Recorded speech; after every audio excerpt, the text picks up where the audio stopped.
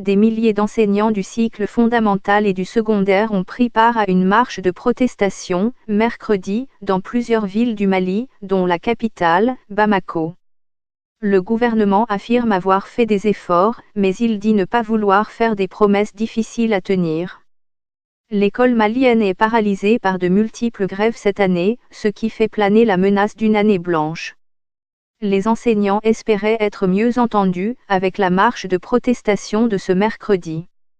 Avec foulard et brassard rouge, les manifestants ont quitté la place Camp pour le monument Kwame Nkrumah, dans le quartier de l'Alliance coopérative internationale 2000, encadré par la police.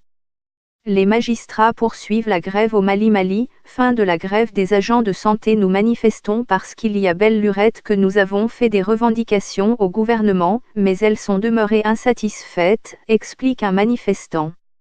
Les autorités doivent tout faire pour que les examens se tiennent dans de meilleures conditions. Hélas, dans notre pays, les examens se font à la légère, raconte un enseignant. C'est une lutte qui date depuis 3 ans. Cette fois-ci, pas question de rentrer avec des miettes, nous sommes déterminés, déclare un autre manifestant.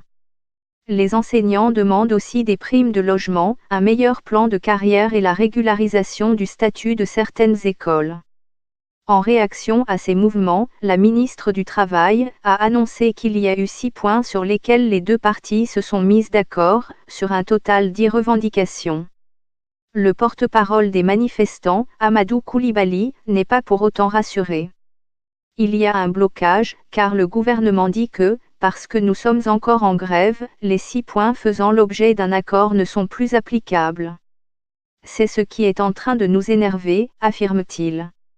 Le gouvernement soutient qu'il ne peut pas accorder aux enseignants les primes de logement demandées, dont le montant est estimé à 55 milliards de francs communauté financière africaine par an.